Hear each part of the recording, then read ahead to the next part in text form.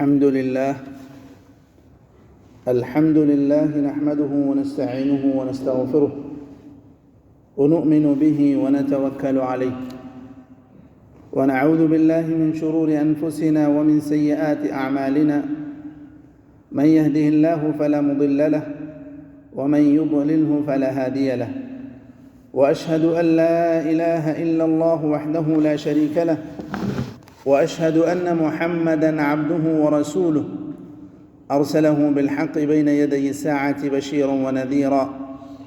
أما بعد، فإن خير الحديث كتاب الله، وخير الهدي هدي محمد صلى الله عليه وسلم، وشر الأمور محدثاتها، وكل محدثة بدعة، وكل بدعة ضلالة، وكل ضلالة في النار. أعوذ بالله من الشيطان الرجيم. يا أيها الذين آمنوا اتقوا الله حق تقاته ولا تموتن إلا وأنتم مسلمون. وقال تعالى: يا أيها الناس اتقوا ربكم الذي خلقكم من نفس واحدة وخلق منها زوجها وبث منهما رجالا كثيرا ونساء، واتقوا الله الذي تساءلون به والأرحام إن الله كان عليكم رقيبا. وقال تعالى: يا أيها الذين آمنوا اتقوا الله وقولوا قولا سديدا يصلح لكم أعمالكم ويغفر لكم ذنوبكم، ومن يطع الله ورسوله فقد فاز فوزا عظيما. أما بعد، إخوة الإيمان، أوصيكم وإياي أولا بتقوى الله في السر والعلن. وبعد، سنتحدث في هذه الخطبة حول موضوع تربية البنات. إخوة الإيمان، للبنت في الإسلام مكانة عالية، ميلادها فرحة كبرى وبشارة عظمى، فهي ريحانة الحاضر وأم المستقبل. تربي الأجيال وصانعة الأبطال. أعلى الإسلام مكانة البنت وأنزلها منزلة الحب والاحترام، فقد روت أم المؤمنين عائشة رضي الله عنها: ما رأيت أحدا أشبه سمتا ودلا وهديا برسول الله صلى الله عليه وسلم في قيامها وقعودها من فاطمة. وكانت إذا دخلت على النبي صلى الله عليه وسلم قام إليها فقبلها وأجلسها في مجلسه. ومن تكريم البنت هذه القصة التي تحمل مغزى تربويا، فعن أبي قتادة الأنصاري رضي الله عنه قال: كان رسول الله صلى الله عليه وسلم يصلي وهو حامل أمامة بنت زينب بنت رسول الله، فإذا سجد وضعها، وإذا قام حملها. رواه البخاري في صحيحه. وقد جعل الله البنات حجابا من النار، فقال صلى الله عليه وسلم: من كان له 3 بنات فصبر عليهن فأطعمهن وسقاهن وكساهن من جدته كن له حجابا من النار. رواه مسلم في صحيحه. إخوة الإيمان، وقد وردت فضائل عديدة في فضل تربية البنات، فمنها معية النبي صلى الله عليه وسلم يوم القيامة. قال صلى الله عليه وسلم فيما رواه أنس بن مالك رضي الله عنه قال: قال رسول الله صلى الله عليه وسلم: من عال جاريتين أي بنتين حتى تبلغا جاء يوم القيامة أنا وهو كهاتين، وضم أصابعه. رواه مسلم في صحيح. إخوة الإيمان، التربية الصالحة للبنات تحتاج إلى تعاون الأب والأم جميعا. ومن أسس التربية أولا التربية الإيمانية، التركيز على حب الله ورسوله، تنشئتها منذ الصغر على حب الدين والفضيلة، وذلك بتسميع قصص أمهات المؤمنين زوجات النبي صلى الله عليه وسلم، وقصص الصحابيات اللاتي صنعن المجد بجودة تربيتهن وحسن أخلاقهن.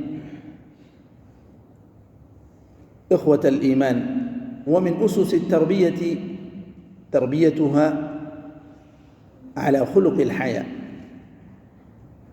تربية البنات على خلق الحياء حارس أمين لها من الوقوع في المهالك.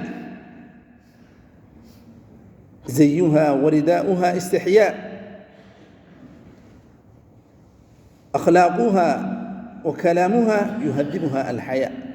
والحياء كما قال صلى الله عليه وسلم: الحياء خير كله ولا يأتي إلا بخير،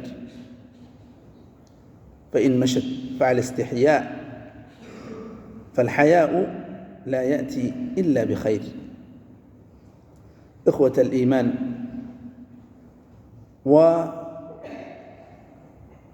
والفراغ مشكلة كبرى في حياة البنات، فملء أوقات البنات بالنافع المفيد واجب في حق ولي الأمر، وذلك بحفظ القرآن الكريم أو تعلم ما يتعلق بالأحكام الشرعية للمرأة في التربية وحسن العشرة مع الزوج وغيرها. إخوة الإيمان، ومن المهم جدا اختيار الصديقات الصالحات، لأن صديقات السوء كالشرر الملتهب، والنبي صلى الله عليه وسلم يقول: المرء على دين خليله فلينظر أحدكم من يخالل. أقول قولي هذا وأستغفر الله لي ولكم ولسائر المسلمين فاستغفروه إنه هو الغفور الرحيم.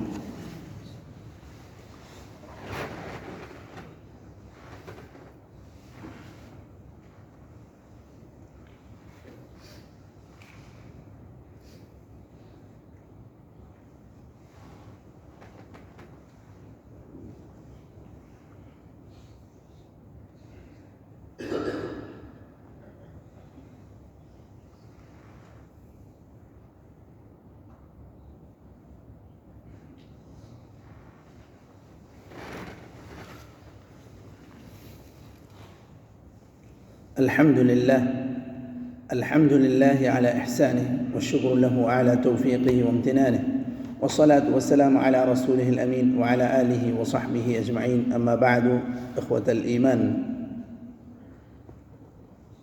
ومما هو من المهم في حق البنات عدم تأخير الزواج، لأن الله عز وجل يقول: ولا تعضلوهن أن ينكحن أزواجهن. وقد قال صلى الله عليه وسلم: يا علي، لا تؤخر ثلاثا لا تؤخرها: الصلاة إذا أتت، والجنازة إذا حضرت، والأيم إذا وجدت لها كفوا. والأيم من لا زوج له ذكرا كان أو أنثى. إخوة الإيمان، ومما نحتاج إلى العناية الزائدة في حق البنات، وذلك بالرعاية في تربية البنات من ناحية التكنولوجيا، لأن الآن نرى الهواتف الذكية، ونرى القنوات الفضائية، ونرى أعداء الإسلام يتربصون بها لإفسادها ولإفساد دينها، فنحتاج إلى مزيد من التركيز على تربية البنات. نسأل الله تعالى أن يجعلنا من الذين يستمعون القول فيتبعون أحسنه. اللهم أعز الإسلام والمسلمين، وأذل الشرك والمشركين، ودمر أعداء الدين، واجعل هذا البلد آمنا مطمئنا وسائر بلاد المسلمين. اللهم من أراد الإسلام والمسلمين بسوء فأشغله بنفسه واجعل كيده في نحره يا قوي يا عزيز. اللهم انصر المجاهدين في سبيلك في كل مكان. اللهم انصر إخواننا المستضعفين في فلسطين. اللهم كن لهم ناصرا ومعينا يا ذا الجلال والإكرام. اللهم داوي جرحاهم. اللهم فك أسراهم. اللهم عليك بالأعداء اليهود الغاصبين المحتلين فإنهم لا يعجزونك. اللهم خذهم أخذ عزيز مقتدر. اللهم خذهم أخذ عزيز مقتدر. اللهم اكفنا بحلالك عن حرامك وأغننا بفضلك عمن سواك. اللهم إنا نسألك الهدى والتقى والعفاف والغنى. اللهم إنا نسألك الجنة وما قرب إليها من قول وعمل، ونعوذ بك من النار وما قرب إليها من قول وعمل. اللهم ادفع عنا الغلاء والربا والوباء والزلازل والمحن. اللهم اقض الدين عن المدينين واشف مرضانا ومرضى المسلمين وارحم موتانا وموتى المسلمين. اللهم اغفر لهم وارحمهم وعافهم واعف عنهم وأكرم نزولهم ووسع مدخلهم وصلهم بالماء والثلج والبرد ونقهم من الذنوب والخطايا كما ينقى الثوب الأبيض من الدنس. عباد الله، إن الله وملائكته يصلون على النبي يا أيها الذين آمنوا صلوا عليه وسلموا تسليما. اللهم صل وسلم وبارك وأنعم على حبيبك محمد. ورضى اللهم عن الخلفاء الراشدين أبي بكر وعمر وعثمان وعلي وعن سائر صحابة نبيك أجمعين وعنا معهم بعفوك وكرمك وجودك يا أكرم الأكرمين. عباد الله، إن الله يأمر بالعدل والإحسان وإيتاء ذي القربى وينهى عن الفحشاء والمنكر والبغي يعظكم لعلكم تذكرون. اذكروا الله يذكركم وادعوه يستجب لكم ولذكر الله أكبر والله يعلم ما تصنعون. وأقم الصلاة.